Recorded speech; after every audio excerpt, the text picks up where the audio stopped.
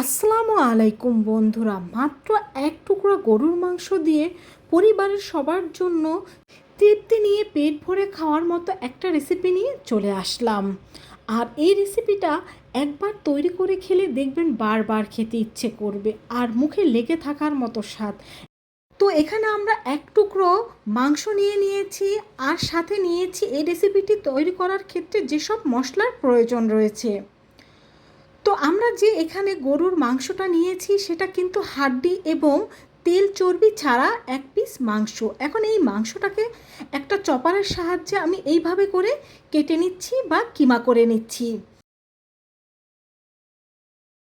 তোমরা চাইলে এটা কিন্তু পাটায়ও থেতলে নিতে পারো।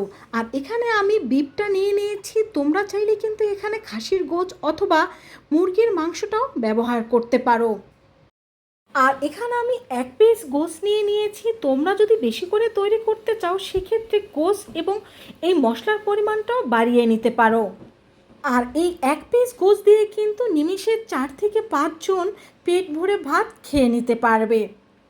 তো আমাদের এই মাংসটা কিমা করা হয়ে গিয়েছে। এখন মাংসটা আমি কড়াইতে নিয়ে নিচ্ছি এখানে খোসা ছাড়িয়ে কিছু রসুন, কিছু শুকনো মরিচ আর কিছু কাঁচা মরিচ, আর নিয়ে নিচ্ছি এখানে পেঁয়াজ কুচি আর সামান্য পরিমাণে আদা কুচি, আর দিয়ে দিচ্ছি এখানে সরষের তেল। এখানে চাইলে আপনারা সয়াবিন তেলটাও ব্যবহার করতে পারেন, তবে ভর্তার ক্ষেত্রে সরষের তেলটাই একটু বেশি ভালো লাগে। পরিমাণ মতো লবণ দিয়ে দিয়েছি। এখন এটাকে আমরা চুলায় বসিয়ে দিয়েছি। 5 থেকে 6 মিনিট এটাকে আমরা চুলায় সামান্য ভেজে নেব। তো 5-6 মিনিট এটাকে ভালোভাবে ভেজে নেওয়ার পরে এর মধ্যে আমরা দিয়ে দেব সামান্য পানি। আর এই পানিটা আমি দিয়ে দিচ্ছি এই গোশটা ভালোভাবে সিদ্ধ হওয়ার জন্য। তো একটা ঢাকনা দিয়ে এখন এটাকে আমরা ঢেকে দেব। তো কিছুক্ষণ পরে ঢাকনাটাকে আমি তুলে নিচ্ছি। এখনও সামান্য একটু পানি রয়ে গিয়েছে, আর ঢাকনা দিয়ে ঢেকে দিতে হবে না। এখনও আমরা এটাকে 6 থেকে 7 মিনিট ভালোভাবে ভেজে নেব, তাহলে পানিটাও শুকিয়ে যাবে আর এটাও ভালোভাবে ভাজা হয়ে যাবে। তো এখানে আমি শুকনো মরিচ ও কাঁচা মরিচ ব্যবহার করেছি। ঝালটা কিন্তু আপনারা আপনাদের পছন্দ মতো ব্যবহার করতে পারেন।